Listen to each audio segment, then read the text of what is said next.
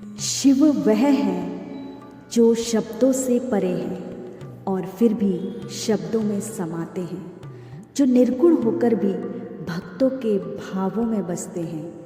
आज हम आपको लेकर चल रहे हैं एक ऐसी स्तुति के गूढ़ भावों की ओर जो शुद्ध समर्पण का प्रतीक है, जिनमें न मंत्र की कठिनता है न कर्मकांड का जाल, बस है तो एक भक्त की पुकार।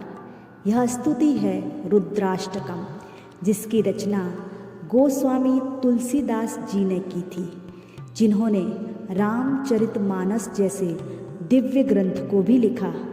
रुद्राष्टकम केवल एक स्तुति नहीं, यह एक आध्यात्मिक यात्रा है जिसमें हर श्लोक आपको शिव की ओर एक कदम और बढ़ाता है। आज हम इस वीडियो में प्रस्तुत करेंगे रुद्राष्टकम के सभी 8 श्लोकों के सरल, प्रभावशाली और भावगर्भित अर्थ, जिन्हें आप न केवल समझ सके बल्कि अपने जीवन में आत्मसात भी कर सके। अथ श्री रुद्राष्टकम। नमामि शमीशान निर्वाण रूपम विभुं व्यापकं ब्रह्मवेद स्वरूपं निजं निर्गुणं निर्विकल्पं निरीहं चिदाकाशमाकाशवासं भजेऽहं चिदाकाशमाकाशवासं भजेऽहं। भावार्थ, मैं उन ईशान भगवान शिव को नमस्कार करता हूँ जो संपूर्ण सांसारिक बंधनों से परे निर्वाण स्वरूप हैं, जो सर्वशक्तिमान हैं, एकमात्र स्वामी, जो संपूर्ण ब्रह्मांड में व्याप्त हैं, जिनका वास्तविक स्वरूप ब्रह्म और वेदों के सार के समान है। वे स्वयं में स्थित हैं, निराकार, निर्गुण और निर्विकल्प, जिनमें कोई द्वैत नहीं, जिन्हें कोई इच्छा, राग, द्वेष नहीं, पूर्णतया निष्काम और शुद्ध चैतन्य है, जिनका स्वरूप आकाश की भांति अनंत, असीम, अचल है और जो उस आकाश में ही निवास करते हैं। ऐसे अद्वितीय परम तत्व को मैं सदा भजता हूँ और उपासना करता हूँ।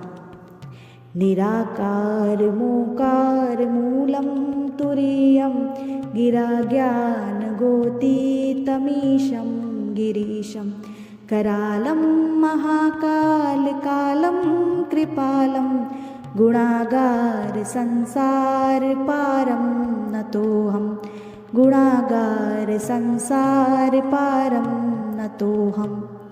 भावार्थ, मैं उन भगवान शिव को श्रद्धापूर्वक नमस्कार करता हूँ जो निराकार है, जिनकी कोई सीमा, रूप या आकार नहीं है, जिनका उद्गम स्वयं ओंकार से हुआ है, जो संपूर्ण सृष्टि का बीज है।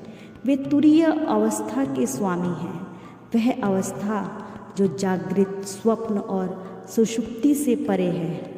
वहाँ केवल शुद्ध चैतन्य ब्रह्म की अनुभूति होती है। वे शब्दों और ज्ञान की सीमाओं से परे हैं। वे गिरीश अर्थात कैलाश पर्वत के अधिपति हैं। उनका स्वरूप कराल है, संहारक है। वे ही महाकाल है, समय से भी परे हैं और वही कालों के काल भी हैं, लेकिन फिर भी दयालु, करुणा के सागर हैं। वे गुणों के भंडार हैं और संसार के पार हैं, माया, मोह और जन्म के बंधन से परे हैं। ऐसे परब्रह्म शिव को मैं बारंबार प्रणाम करता हूँ, जो अद्वैत के प्रतीक और सच्चे मुक्तिदाता हैं। तुषाराद्रिसं काश गौरम गभीरम मनोभूत कोटि प्रभाश्री शरीरम स्फुरन्मौलिकल्लोलिनी चारुगंगा लसद्भाल बालेन्दुकण्ठे भुजंगा लसद्भाल बालेन्दुकण्ठे भुजंगा।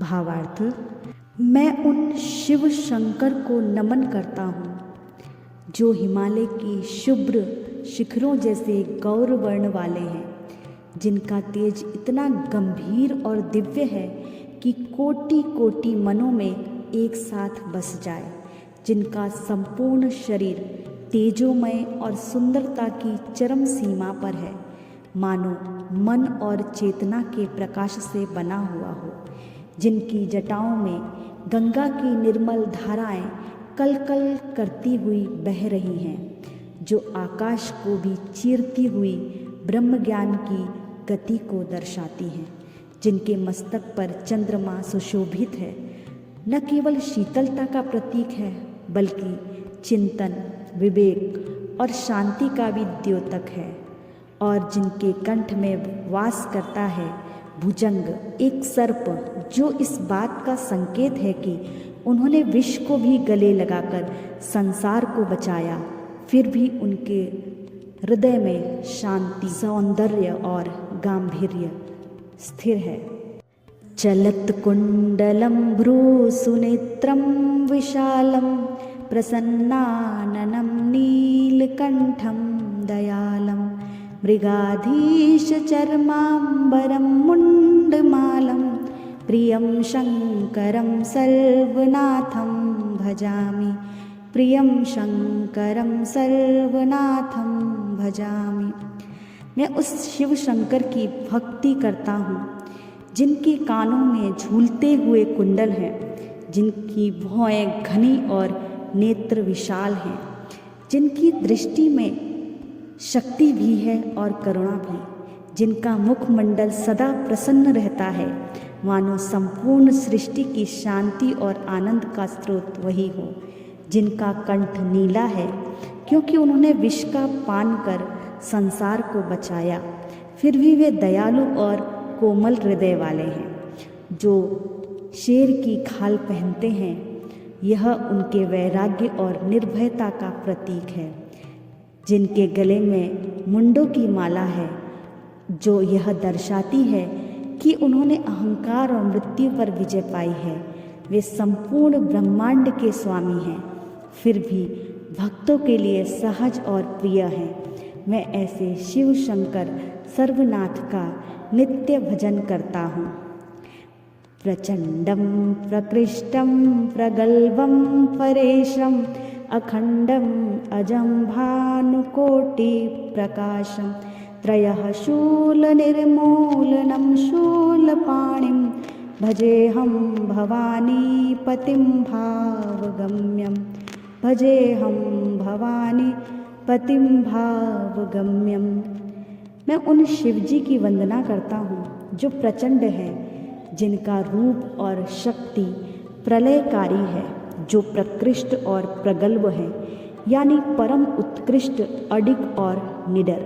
वे परेश हैं, परमेश्वर, जो सबसे श्रेष्ठ हैं, अखंड हैं, जिनका कोई आदि और अंत नहीं, अजन्मे हैं, जो कभी जन्म नहीं लेते और कोटि कोटि सूर्यों के समान तेज से दीप्तिमान हैं। वे अपने त्रिशूल से अज्ञान, अहंकार और पाप की जड़ों को नष्ट करते हैं। वे त्रिशूलधारी हैं, जो संहार और कल्याण दोनों के स्वामी हैं। वे ही भवानी के पति, शक्ति के संग सदा स्थित, और वे केवल भाव से, प्रेम से, श्रद्धा से प्राप्त किए जा सकते हैं। कलातीत कल्याण कल्पांतकारी, सदा सज्जनानंददाता पुरारी, चिदानंद समदोह मोहापहारी, प्रसीद प्रसीद प्रभो मन्मथारी, प्रसीद प्रसीद प्रभो मन्मथारी। हे शिव, आप काल से भी परे हैं, न आपको समय बांध सकता है, न विनाश छू सकता है। आप कल्याण स्वरूप हैं, जिसके दर्शन से ही भव सागर पार हो जाता है। आप हैं कल्पांतकारी, जब सृष्टि का अंत आता है तब भी आप ही शेष रहते हैं। संहार के माध्यम से भी सृष्टि का नया आरंभ करते हैं। आप सदा सज्जनों के लिए आनंददायक हैं, भक्तों के रक्षक, दुष्टों के संहारक। आप पुरारी हैं, जिन्होंने त्रिपुरासुर का नाश कर धर्म की स्थापना की। आप चिदानंद समदोह, शुद्ध चेतना और आनंद का समुद्र हैं। आप मोह का अंधकार हरने वाले हैं, जो माया, भ्रम और वासना से मुक्ति दिलाते हैं। हे मनमथारी, कामदेव को भस्म करने वाले, आप वासनाओं के नहीं भावनाओं के स्वामी हैं। हे प्रभु, कृपा कीजिए, कृपा कीजिए, आपकी करुणा ही मेरी मुक्ति है। न यावत् उमानाथ पादारविंदम भजन्ति हलोके परे वा नराणां, न तावत् सुखं शांति संतापनाशं, प्रसीद प्रभु सर्वभूताधिवासं, प्रसीद प्रभु सर्वभूताधिवासं। भावार्थ, जब तक मनुष्य उमा के नाथ भगवान शिव के चरण कमलों का भजन नहीं करता, तब तक न इस लोक में और न परलोक में सच्चा सुख, शांति या संतापों से मुक्ति संभव है। हे प्रभु, आप ही सभी प्राणियों के भीतर और बाहर वास करने वाले परमात्मा हैं। आप ही हैं शांति का स्रोत, सुख का सागर और हर दुख दाह से मुक्ति का द्वार। हे शिव, कृपा करें, हमें आपके चरणों में भक्ति का भाव दें। न जानामि योगं जपं नैव पूजां, न तोहं सदा सर्वदा शम्भुतुभ्यं, जराजन्म दुःखौघतातप्यमानं, प्रभो पाहि आपन्नमामीश शम्भो, प्रभो पाहि आपन्नमामीश शम्भो। हे शिव शंभु, मैं न तो योग के नियमों को जानता हूँ, न मंत्रों का जाप करना आता है, न मुझे विधि पूर्वक पूजा करना आता है।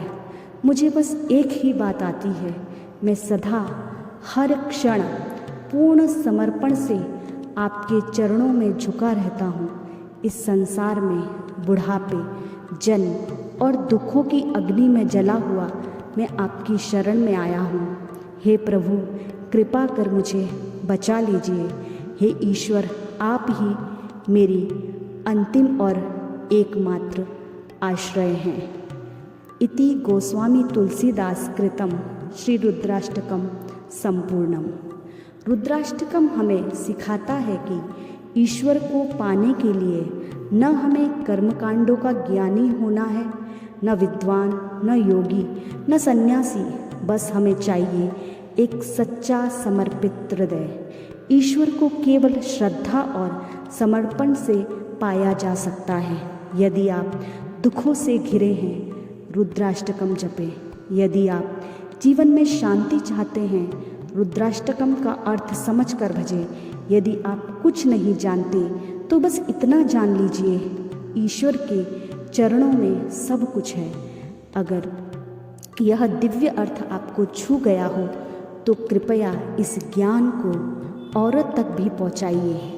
वीडियो को लाइक, शेयर और सब्सक्राइब कीजिए आपके अपने चैनल प्रसिद्ध उजागर पर। हर हर महादेव, हर हर महादेव, हर हर महादेव।